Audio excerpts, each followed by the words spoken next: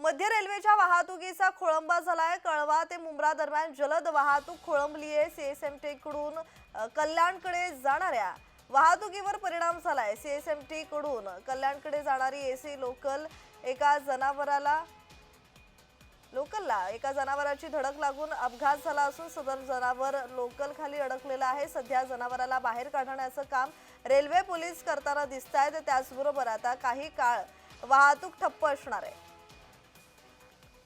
दरम्यान आताची सर्वात महत्त्वाची बातमी मध्य रेल्वेच्या प्रवाशांसाठी महत्त्वाची बातमी। मध्य रेल्वेच्या वाहतुकीचा खोळंबा झालाय। कळवा ते मुंब्रा दरम्यान जलद वाहतूक खोळंबली आहे। त्याचबरोबर सीएसएमटी कडून कल्याणकडे जाणाऱ्या वाहतुकीवर परिणाम झालाय। सीएसएमटी कडून कल्याणकडे जाणारी एसी लोकलला एका जनावरानं धडक दिली। त्यानंतर अपघात झाला असून सदर जनावर लोकल खाली अडकलंय। तर सध्या जनावराला बाहेर काढण्याचं काम रेल्वे पोलीस तसेच प्रशासनाकडून सुरू असून काही काळ वाहतूक ठप्प असणार आहे। आणि या संदर्भात अधिकची माहिती देत आहेत आमचे प्रतिनिधी कुणाल भोईटे। कुणाल, मध्य रेल्वेच्या वाहतुकीचा खोळंबा झालाय। कळवा ते मुंब्रा दरम्यान जलद वाहतूक खोळंबली आहे। या संदर्भातला अधिकचा तपशील।